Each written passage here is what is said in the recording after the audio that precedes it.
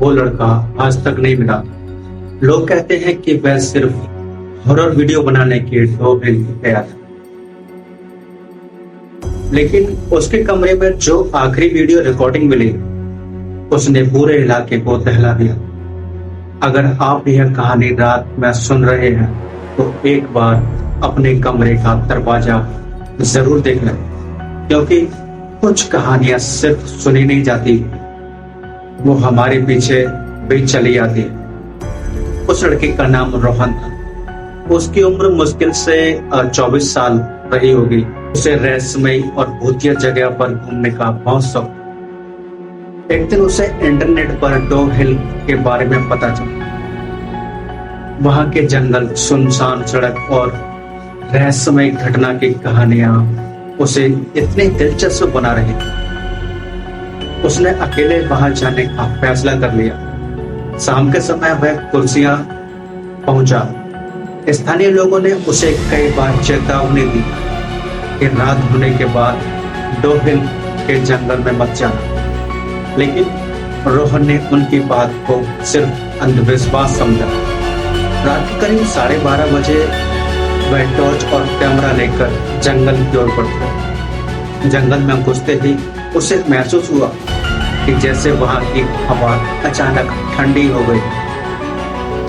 पेड़ों के बीच फैला घना कोहरा हर मिनट और गाढ़ा होता जा रहा था। कुछ दूर चलने के बाद उसे ऐसा लगा जैसे कोई उसके पीछे पीछे चल रहा।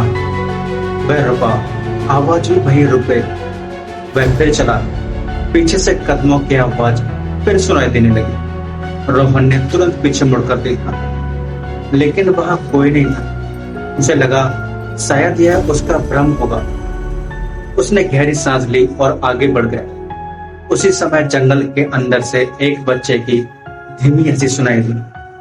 रोहन के कदम अपने आप रुक गए। एक छोटा लड़का जो बिल्कुल स्थिर खड़ा था, लेकिन उसके चेहरे पर चेहरा ही नहीं था। उस पल रोहन को एहसास हुआ कि स्थानीय लोगों की चेतावनी सिर्फ कहानी नहीं थी। रोहन कुछ सेकंड तक वहीं जड़ होकर खड़ा रहा। उसके हाथ में पकड़ी टॉर्च कांप रही थी। उसने दोबारा उस आकृति पर रोशनी डाली, लेकिन इस बार वहां कोई नहीं था। उसे लगा शायद डर की वजह से उसे भ्रम हुआ हो। उसने खुद को संभाला और वापस मुड़ने का फैसला किया। तभी जंगल के भीतर अंदर से किसी ने उसका नाम पुकारा, रोहन। आवाज इतनी साफ थी कि जैसे कोई उसके कान के पास खड़ा हो। उसका दिल जोर जोर से धड़कने लगा। उसने कांपते हुए देखा, घने कोहरे के बीच एक काली परछाई धीरे धीरे उसकी तरफ बढ़ रही थी। वह इंसान जैसी दिख रही थी, लेकिन उसके चलने का तरीका बिल्कुल अलग था। उसके पैर आगे बढ़ रहे थे, मगर शरीर जैसे जमीन पर फिसल रहा हो। रोहन घबराकर भागने लगा। जंगल की पगडंडी पर दौड़ते हुए उसे बार बार ऐसा महसूस हुआ कि कोई उसके ठीक पीछे है।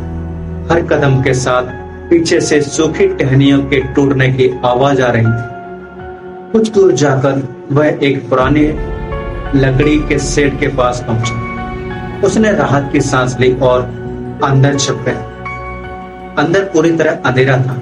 अचानक दरवाजे पर किसी ने दस्तक दी। रोहन ने सांस रोक ली। दस्तक बंद हो गई। कुछ पल बाद वही आवाज फिर से आई, लेकिन इस बार दरवाजे पर नहीं, छत पर। ऐसा लग रहा था जैसे कोई भारी चीज धीरे धीरे छत पर चल रही है। फिर एक तेज चीख पूरे जंगल में गूंज उठी। रोहन डर के मारे बाहर भागा। बाहर निकलते ही उसने देखा कि सामने वही बिना चेहरे वाला लड़का खड़ा था। इस बार वह अकेला नहीं, उसके पीछे कोहरे में दर्जनों धुंधली आकृतियां खड़ी थी। सबकी नजरें रोहन पर थी। रोहन पूरी ताकत से मुख्य सड़क की ओर भागा। पीछे मुड़कर देखने की उसकी हिम्मत तक नहीं हुई। करीब 10 मिनट बाद उसे दूर सड़क पर एक जीप की हेडलाइट दिखाई दी। उसने हाथ हिलाकर मदद मांगी। जीप रुक गई। ड्राइवर ने उसे अंदर बैठाया। रोहन का चेहरा पीला पड़ चुका था। वह कांपते हुए पूरी घटना बताने लगा। ड्राइवर कुछ देर चुप रहा, फिर बोला, तुम बहुत किस्मत वाले हो जो वापस आ गए। यहाँ कई लोग रात में जंगल में गए लेकिन कभी लौटकर नहीं आए। अगली सुबह रोहन अपने होटल पहुंचा।